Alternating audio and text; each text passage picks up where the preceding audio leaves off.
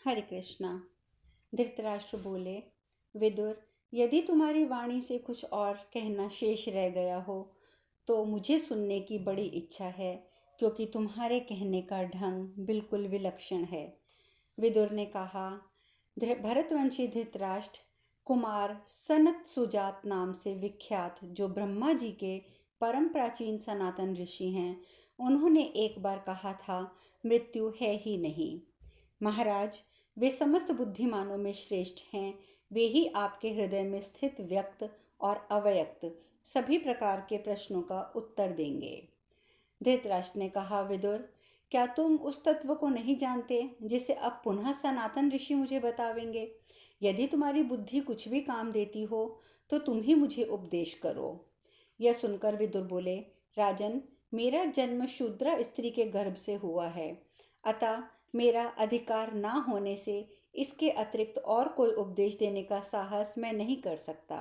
किंतु सनत सुजात की बुद्धि सनातन है, मैं उसे जानता हूँ। ब्राह्मण योनि में उसका जन्म हुआ है। वह यदि गोपनीय तत्व का प्रतिपादन कर दे तो देवताओं की निंदा का पात्र नहीं बनता। इसी कारण मैं आपसे कह रहा हूँ। धृतराष्ट्र बोले, विदुर, उन परम प्राचीन सनातन ऋषि का पता मुझे बताओ। भला इसी देह से यहाँ ही उनका समागम कैसे हो सकता है? वैशंपायन जी आगे कहते हैं, राजन, तदंतर विदुर जी ने उत्तम व्रत वाले उस सनातन ऋषि का स्मरण किया। उन्होंने भी ये जानकर कि विदुर मेरा स्मरण कर रहे हैं, प्रत्यक्ष दर्शन दिया। विदुर ने शास्त्रोक्त विधि से पाद्य, अर्घ्य और मधुपर्क आदि अर्पण करके उनका स्वागत किया। इसके बाद जब वे सुखपूर्वक बैठकर विश्राम करने लगे, तब विदुर जी ने उनसे कहा, भगवान, धृतराष्ट्र के हृदय में कुछ संशय है जिसका समाधान मेरे द्वारा किया जाना उचित नहीं है। आप ही उसका इस विषय में निरूपण करिए, जिसे सुनकर ये नरेश सब दुखों से पार हो जाएं। लाभ, हानि, प्रिय, अप्रिय, जरा, मृत्यु, भय, अमर्ष, भूख, प्यास, बद, ऐश्वर्य, चिंता, आलस्य, काम, क्रोध तथा अवनति, उन्नति, ये इन्हें कष्ट ना पहुंचा सकें। इस प्रकार उद्योग पर्व के अंतर्गत सनत सुजात पर्व में विदुर जी के द्वारा सनत सुजात की प्रार्थना विषयक 41वां अध्याय पूर्ण हुआ। वैशंपायन जी आगे बताते हैं, जन्मेजय, तदंतर बुद्धिमान एवं महामना राजा धृतराष्ट्र ने विदुर के कहे हुए वचन का भली भांति आदर करके उत्कृष्ट ज्ञान की इच्छा से एकांत में सनत सुजात मुनि से प्रश्न किया। धृतराष्ट्र बोले, सनत सुजात जी, मैं ये सुनना चाहता हूँ कि मृत्यु है या नहीं। ऐसा आपका सिद्धांत है। साथ ही ये भी मैंने भी सुना है कि देवताओं और असुरों के मध्य युद्ध मृत्यु से बचने के लिए ब्रह्मचर्य पालन किया था। इन दोनों में कौन सी बात यथार्थ है? यह सुनकर सनत सुजात जी बोले, राजन, इस विषय में दो पक्ष हैं। मृत्यु है और वह ब्रह्मचर्य पालन रूप कर्म से दूर होती है, यह एक पक्ष है, और मृत्यु है ही नहीं, ये दूसरा पक्ष है। परंतु ये बात जैसी है वह मैं तुम्हें बताता हूँ, सुनो और मेरे कथन का संदेह ना करना। क्षत्रिय इस प्रश्न के उक्त दोनों ही पहलुओं को सत्य समझो।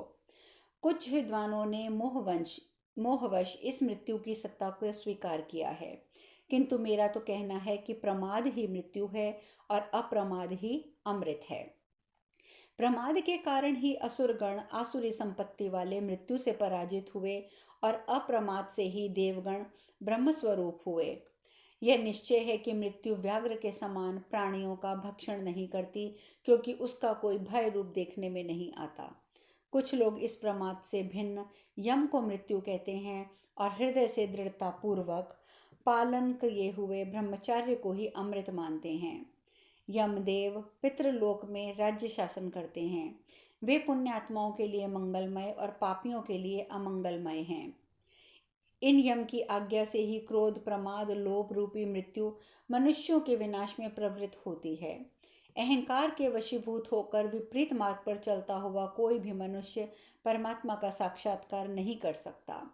मनुष्य क्रोध, प्रमाद, लोभ से मोहित होकर, अहंकार के अधीन होकर इस लोक से जाकर पुनः पुनः जन्म मरण के चक्कर में पड़ते हैं।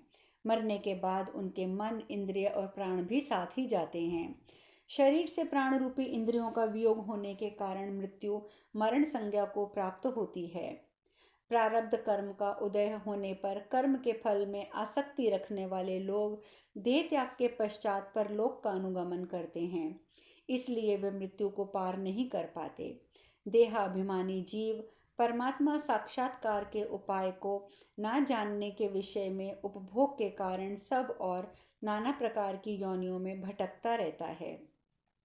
इस प्रकार विषयों का जो भोग है वह अवश्य ही इंद्रियों के महान मोह में डालने वाला है, और इन झूठे विषयों के में राग रखने वाले मनुष्य को उसकी प्रवृत्ति होनी स्वाभाविक है।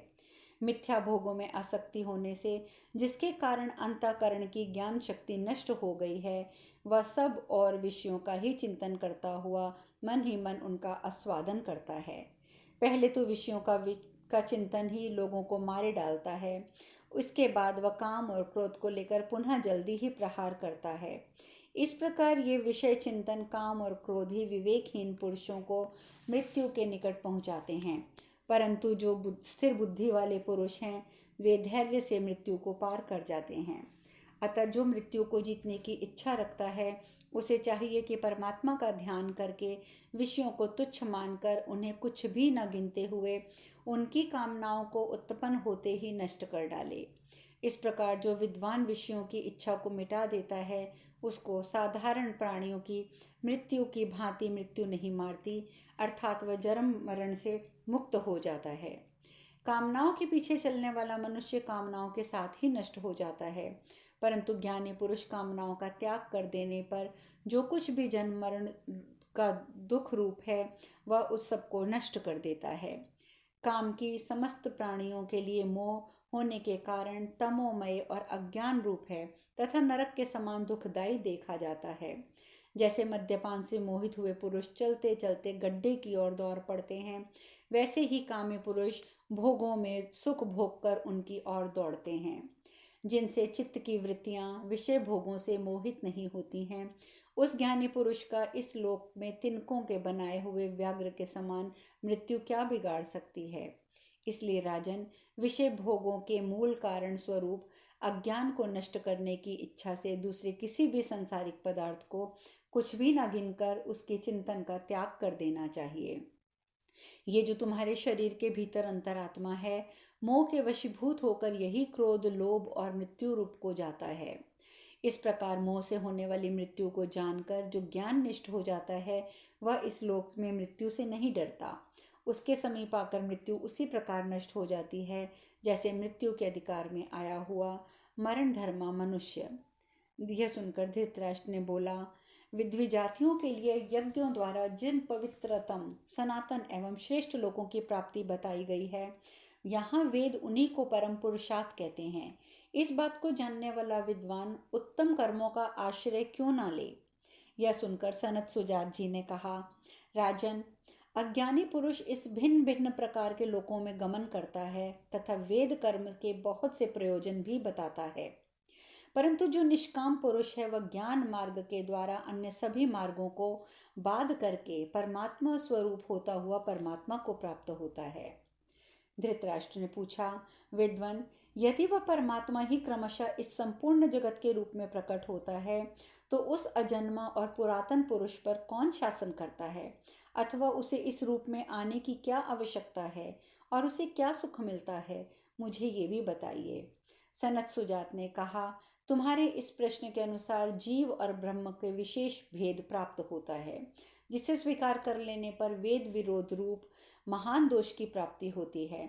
अतएव अनादि माया के संबंध से जीवों को काम सुख आदि से संबंध होता है। ऐसा होने पर ही जीव की महत्ता नष्ट नहीं होती, क्योंकि माया के संबंध से जीव के देहादि पुनः उत्पन्न होते हैं।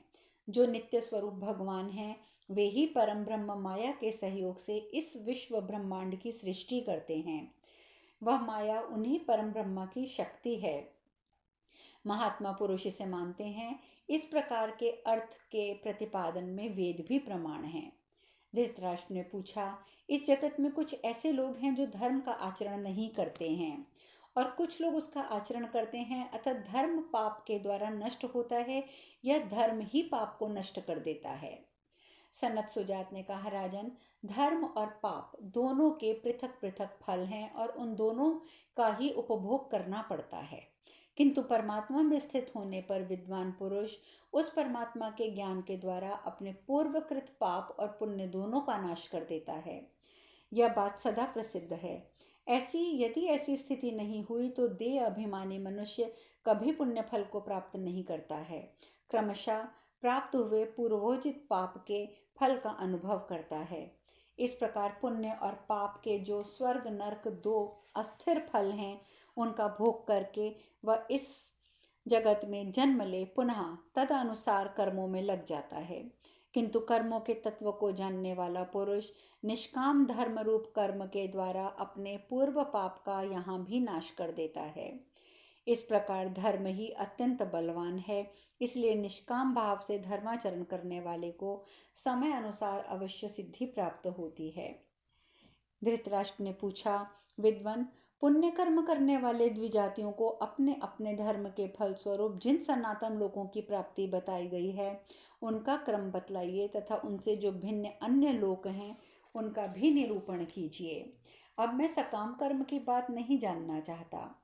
सजत कुमार ने कहा, सुजात ने कहा, जैसे दो बलवान वीरों में अपना बल बढ़ाने के निमित्त एक दूसरे से स्पर्धा रहती है, उसी प्रकार जो निष्काम भाव से यम नियम आदि के पालन में दूसरों से बढ़कर रहने का प्रयास करते हैं, वे ब्राह्मण यहाँ से मर जाने के बाद सदा ब्रह्मलोक में अपना प्रकाश फैलाते हैं।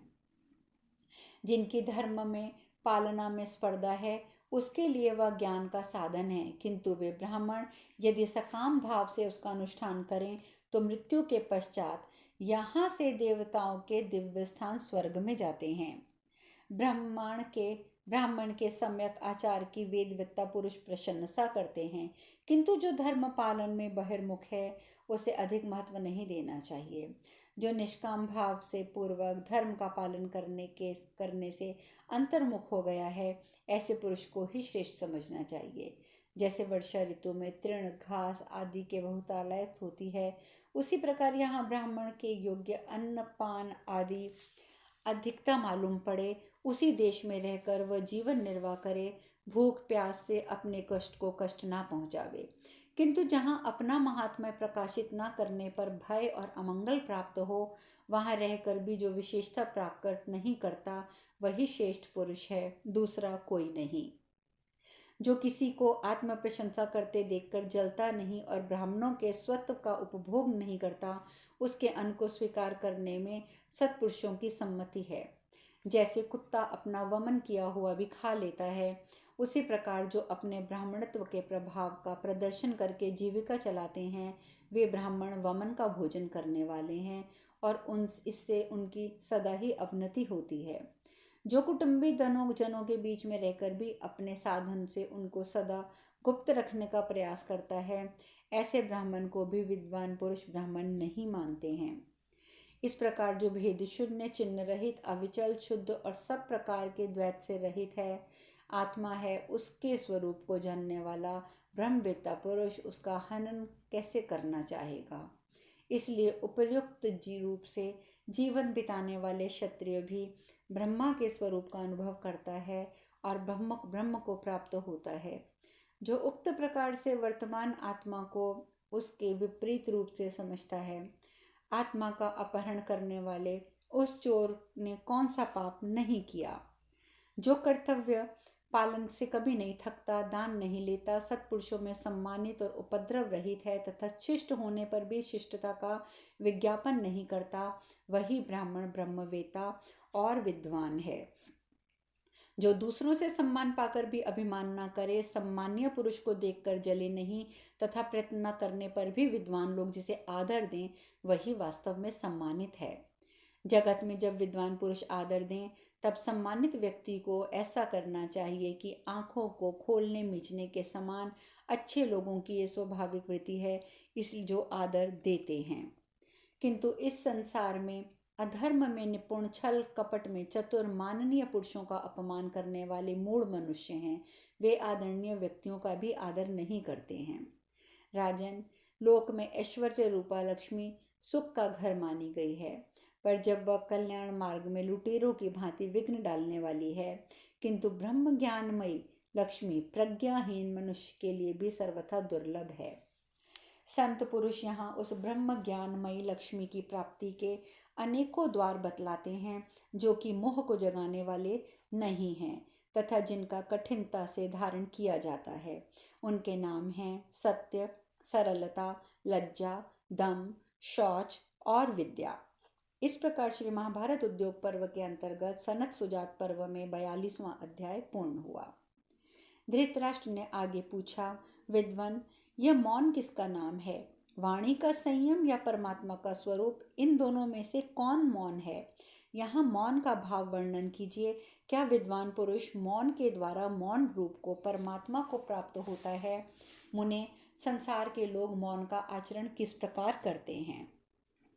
सनत सुजात ने कहा, राजन, यहाँ मन के सहित वाणी रूप वेद नहीं पहुँच पाते हैं। उस परमात्मा का ही नाम मौन है, इसीलिए वही मौन स्वरूप है।